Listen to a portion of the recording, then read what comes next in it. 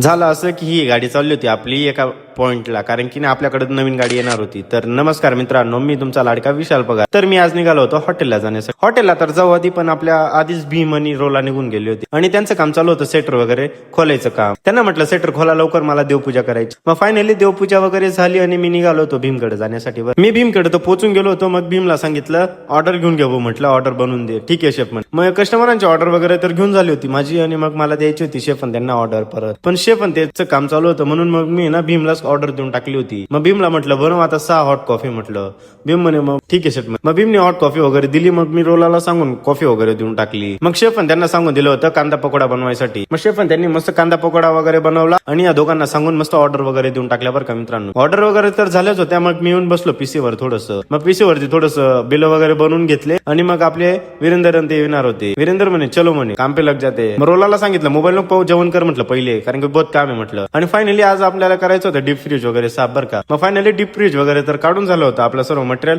मग रोलाला सांगून मस्त डीप फ्रीज वगैरे साफ करून घेतलं. डीप फ्रीज वगैरे झालं आणि मग स्टोर रूम मध्ये घेऊन गेलो यांना. मग स्टोर रूम पण साफ वगैरे करून घेतलं. यांना सांगून ना पूर्ण मान्य वगैरे पूर्ण साफ करून घेतलं. मग ते झालं आणि त्याच्यानंतर ना इथं डायरेक्ट बाहुबलीची ताकद दाखवली त्यांनी. मस्त कॉट वगैरे उचलून पूर्ण साफसफाई झाली. आज मग मी खाली येऊन आणि मस्त पीसीवरती गाणे लावून दिले. गाणे वगैरे तर ऐकत होतो मी, गाणे वगैरे तर ऐकून झाले होते आणि मला जायचं होतं आता परत वरती, कारण की वरती गेलो बघितलं तर यांचं मुकार साफसफाई चालू होती. आणि मग हर्षल बनते म्हणे चल म्हणे मला गाडी लावायची म्हणे. मग हर्षल बनते त्यांनी मस्त गाडी वगैरे पार्किंग करून घेतली होती इथं आणि मग तिथून आम्ही निघालो होतो.